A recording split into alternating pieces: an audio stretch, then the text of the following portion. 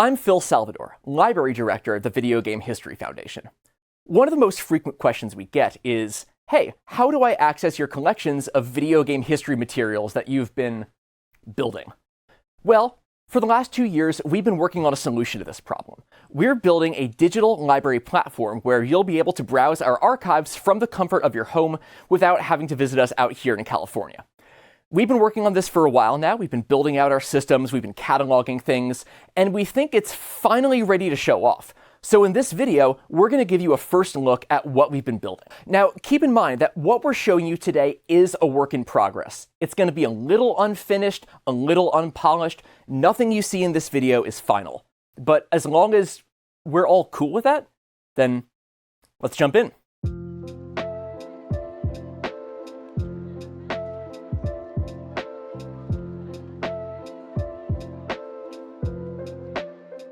Before we get started, I want to talk for a second about why we're building our own library platform. Why not just upload everything to the Internet Archive or put it on a Google Drive? Which is a fair question. Since our founding, we've always had this idea of wanting to build a digital-first game history library. Seriously, since day one. Here's a clip of our founder, Frank Cifaldi, talking about this all the way back in 2017 when he first launched our organization. So what's your goal for sharing all this with people out there who are interested? Sure. So we have this notion of building a digital library of these assets and these collections, which is a big ongoing thing because there are solutions out there, like the Internet Archive. We dump everything on there if we wanted to, or Moby Games or whatever. But we just don't feel that anything's quite hitting the needs that I would have as an historian, wanting to be able to search through a giant archive and find the information I want and be able to have things tagged appropriately. So we have this ongoing, massive, probably years long, to be honest, project to have this digital library. For us, building a digital library is about having a permanent home where all of our stuff will be digitally preserved. But that's not all there is to it. We also want it to be a place where we have control over our material and over the experience to make it into something tailored to video game history research. We love the Internet Archive, but it can be a bit of a free-for-all in terms of tens of millions of files floating around from different uploaders. And if we're using somebody else's platform, that makes it especially tricky to manage things like sensitive items that we can't make fully available to the public, or dealing with copyrighted material, which we frequently do. So we want to do better than just putting a bunch of files in a folder and hoping for the best. What we want to make is a resource, something that adds value to the things we're preserving, something that's going to be useful and easy for anyone studying video game history, whether you're an academic writing a book, or a creator making a YouTube video, or if you're just a curious person. To show you what I'm talking about, let's check out the first part of all of this, our library catalog. Welcome to our library catalog. As you can see, the presentation is still pretty bare bones right now, but this is where you'll be able to browse our archives. Up here, you can access our collections, as well as browsing by subject or by name. And in our case, name can be a person, it can be a company, whoever is attached to what you're looking for. We also have record groups where we've organized some of our resources into discrete categories like magazines or press materials. We also have a tab here for unprocessed materials. So it's going to take us a long time to catalog and digitize everything we have. So under this tab, you'll be able to see some of the collections we're in the process of working on, but aren't quite available just yet. So if you really need to access something, we at least want to let you know what all we have that we're working on. We're using a platform for our catalog called Archive Space, which is the standard for archival management, and it lets us organize our collections in some really intuitive and useful ways. So let's dive into our collections. We're going to start out by showing you how we've cataloged video game magazines, which has been one of our big focuses these last couple years. We've cataloged over 7,000 magazine issues from around 200 different magazine series, which you can see here. So let's jump into a magazine that I think many people have heard of, which is Nintendo Power. So this is how we've organized magazines in our collection. On the left-hand side here, we have all the information about the magazine, such as what type of magazine it is, who published it, when it was published, and some details about its history and content. And on the right-hand side here, we have a drop-down menu with every single issue of the magazine. We think this is a really good intuitive way to browse through magazine issues. There's also a drop-down box here for the various one-off issues Nintendo Power published over their run, or at least these are the ones we have in our collections so far. You can also click into these individual issues to get more information about them, but Nintendo Power is a pretty simple example.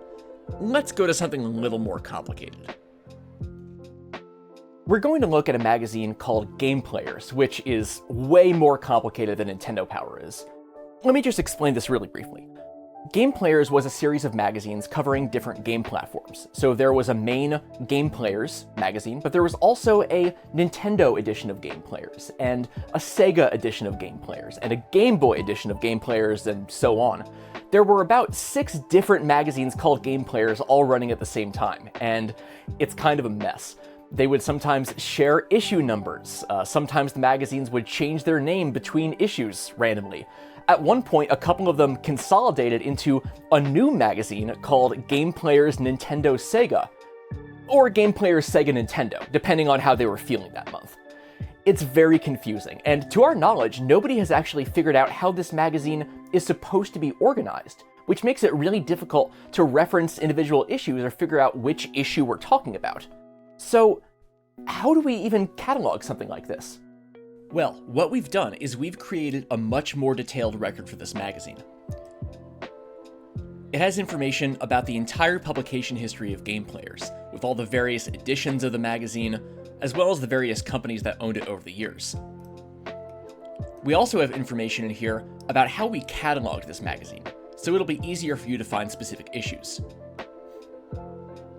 In our drop-down box on the right-hand side, we've organized it by the various iterations of the magazine. So, if you want to find, let's say, an issue of the Nintendo edition of Game Players, you can click through and find that one. On each record for each individual issue, if we need to clarify anything about, say, how we figured out what date it was published, or if there's something unusual about the title of this issue, we can note it in the record. We think all this additional structure and context is the best way to present a magazine as complicated as Game Players. We think we're the first people to figure out how this magazine was actually organized and published, and we think this is a great way to share that information with you. Because we're adding all this rich metadata to our catalog, it's going to let you do some really powerful filtering. So for instance, if you just want to find Sega magazines that were published between 1999 and 2000, you can go over here and insert our date range. In this case, it's 1999 to 2000. And then we can narrow it down by subject. Do a drop down here and select Sega magazines. And there we go. We have 2 magazines here, both covering the Dreamcast. So if you wanted to narrow it down just to Dreamcast magazines, you could search for Dreamcast, or you could do it this way. Our goal is that eventually you'll be able to link to scan to these magazines, like you can do here. If you click on this magazine, it takes you to our digital archive platform, where you can see here we have the entire magazine available with full text searching in browser. Now, not every magazine is going to be up here at launch. Partially that's because we don't have everything up yet and it's taking a long time to process everything, but also because we don't have everything scanned yet, so for some rare items that might be more difficult for us to scan, we may not have digital versions of those magazines. But at the very least, we want to make sure you know what we have in our collections. Next, we're going to look at our special collections of development materials, and this is the really juicy stuff. These are materials that we've gotten from game developers and publishers that give us an inside look at how games were made. Today, we're going to be taking a closer look at the Mark Flitman papers. Mark Flitman is a veteran game producer who's worked for publishers including Konami, Atari, Mindscape, and Midway, and he graciously allowed us to digitize his materials. We can't wait to share his work and his career with you. Here's the record for the Mark Flitman papers, and as you can see, it's even more detailed than the records we had for our magazines. In this record, we have information about where these materials came from and what types of items are included, along with information about how we process this collection and what you can and can't use these materials for. Our hope is that if anyone has any questions about the Mark Flitman collection, they'll be answered by this record. Again, as before, we have a drop-down menu on the right-hand side here, and this time it's organized by what companies Mark Flipman worked for. To give you an idea of the kind of materials we have in this collection, let's open up the Konami section. In here, you can see Mark Flipman worked on a handful of specific projects, as well as categories for business documents, memorabilia, promotional items, and reference materials used in the making of licensed game projects. Let's take a look at one item. We're going to look under Tiny Toon Adventures, and we're going to look at the color guides that were used during the development of Tiny Toon Adventures for the Nintendo Entertainment System. And again, like with magazines, we have a link here that takes us to where this item is in our digital archive. Clicking on it takes us over here, where we can view the item in browser. And actually, this is a good segue to talk more about our digital archive. This is the other half of our library platform. This is where all of our digital content lives, like this document. Our digital archive is powered by a platform called Preservica, which lets us preserve and present this content at the same time. For the library nerds out there, this is an OAS compliant archive. I should probably explain what that means for other folks, so here is a terrifying flowchart of what OAS is. But basically, this is the standard for digital preservation, and it means that we're making sure our files are being processed, preserved, and documented responsibly for the long term. Let's zoom out for a bit on the Mark Flipman collection and show you how this works. We'll back up a couple levels here.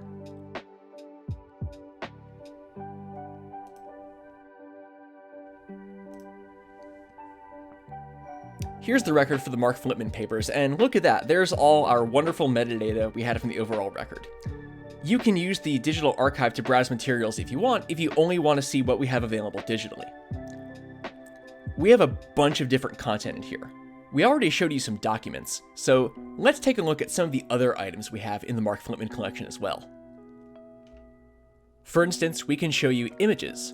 This is a scan of Mark Flipman's pass to E3 1996. And you can see up here we have the same metadata we had earlier with our dates, subjects, as well as information about how the materials can be used. We have audiovisual assets, like audio. In this case, this is the demo music that was used in the making of King's Quest V for the Nintendo Entertainment System.